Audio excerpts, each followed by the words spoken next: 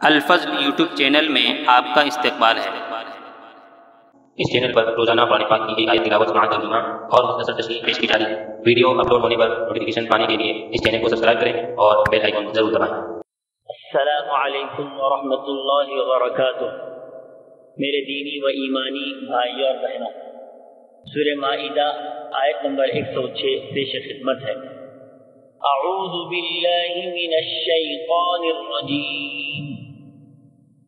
یا ایہا الذین آمنوا شہادة بینکم اذا حضر احدکم الموت حین الوصیۃ اثنان ذوا عدل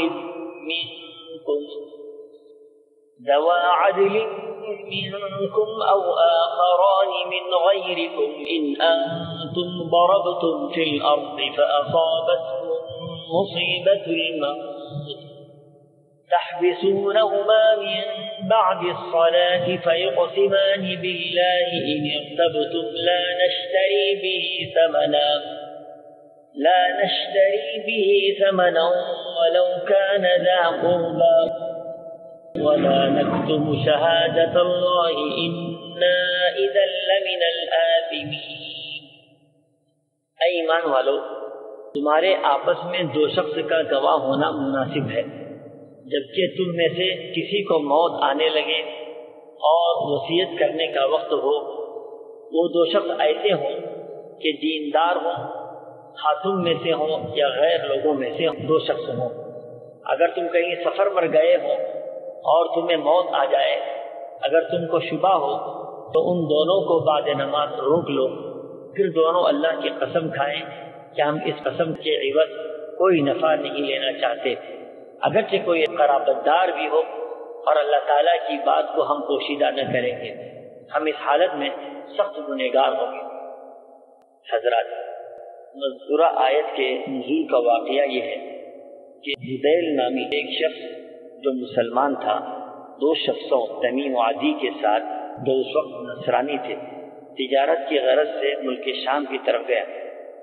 شام پہنچ کر بدیل بیمار ہو گیا۔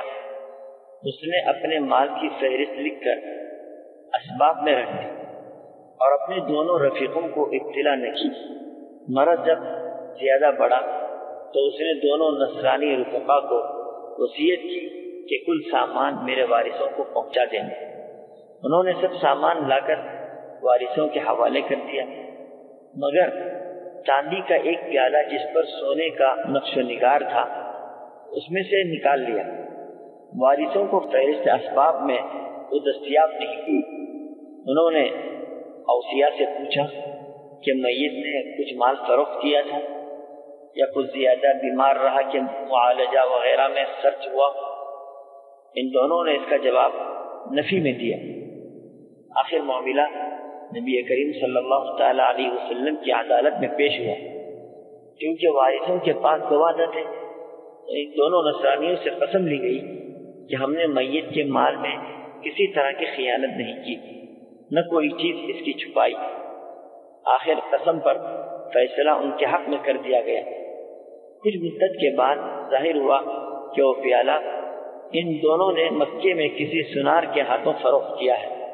جب سوال ہوا تو کہنے لگے کہ ہم نے میت سے خرید لیا تھا، کیونکہ خریداری کے گواہ موجود نہ تھے، اس لیے ہم نے پہلے اس کا ذکر نہیں کیا، مبادہ ہماری تکذیب کر دی جائے۔ میت کے وارثوں نے پھر نبی کریم صلی اللہ تعالی علیہ وسلم کی طرف رجوع کیا۔ اب پہلی صورت کے برعکس اوصیاء خریداری کے مدعی اور وارث منکر تھے۔ شہادت موجود نہ ہونے کی وجہ سے وارثوں میں سے دو شخصوں نے جو میت سے قریب تر تھے قسم کھائی کہ پیالہ میت کی ملک تھا، اور یہ دونوں نصرانی اپنی قسم میں جھوٹے ہیں۔ چنانچہ جس قیمت پر انہوں نے فروخت کیا تھا، یعنی تقریباً 1000 درہم پر، وہ وارثوں کو دلائی گئی۔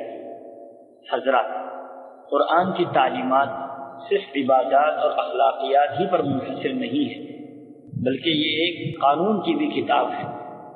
زندگی میں قانون، اخلاق، عبادات، معاملات، ہر چیز کی اپنی اپنی جگہ پر ایک ضرورت ہوتی ہے، کیونکہ قرآن مکمل ہدایت نامہ اور زندگی کا مکمل دستور العمل ہے۔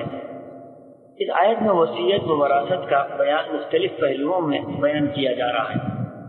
اللہ تعالیٰ بندوں کو ایک طرح سے ترغیب دیتے ہوئے ارشاد فرماتے ہیں کہ اگر کسی کی موت کا وقت آ جائے اور اسے اپنے مال سے متعلق کوئی وصیت بھی کرنی ہے تو اس کے لیے وہ مسلمانوں میں سے 2 ثقہ آدمیوں کو گواہ بنا لیں۔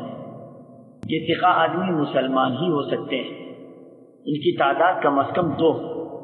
بعض فقہاء نے لکھا ہے کہ یہ شرط لازمی نہیں ہے، البتہ بہتر یہ ہے کہ اس طرح کے آدمی تلاش کریں۔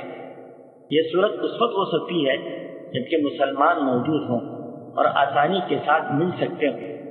اگر کوئی ایسا موقع ہو کہ آدمی سفر پر ہو اور سفر ہی میں موت کے آثار نظر آنے لگے، گواہ بنانے کے لیے اسے کوئی مسلمان نہیں مل رہے ہوں، تو پھر بدرجہ مجبوری غیر مسلموں ہی سے 2 آدمیوں کو گواہ بنا سکتا ہے۔ بعض موقع پر ایسا ہوتا ہے کہ جس کو گواہ بنایا گیا ہے ان کی دیانتداری اور امانتداری پر شبہ ہوتا ہے اور وارثین ان کے خلاف باتیں پیش کرتے ہیں، مگر ان کے پاس اپنے دعوے کا کوئی گواہ نہیں رہتا، تو ایسی صورتحال میں قرآن ہم سب کی رہنمائی کرتے ہوئے کہتا ہے کہ ان سے قسم لی جائے، اور قسم لینے کا بہتر وقت نماز کے بعد ہے، کیونکہ اس موقع پر اکثر مسلمان جمع ہوتے ہیں۔ ان کے سامنے قسم کے طور پر یہ باتیں لی جائے کہ ہم نے جو بات پیش کی ہے وہ سچی ہے، اس میں کوئی جھوٹ نہیں ہے اور اس کے ذریعے سے ہم نے کوئی دنیاوی نفع حاصل نہیں کیا ہے، اور ہم اللہ کی گواہی کو چھپاتے نہیں ہیں۔ اگر ہم اس طرح برا عمل کر رہے ہیں تو ہمارا شمار گنہگاروں میں سے ہو جائے گا۔ اللہ ہم سب کی حفاظت فرمائے اور ہم سب کو نیک عمل کی توفیق عطا فرمائے۔ آمین۔ وآخر دعوانا ان الحمد للہ رب العالمین۔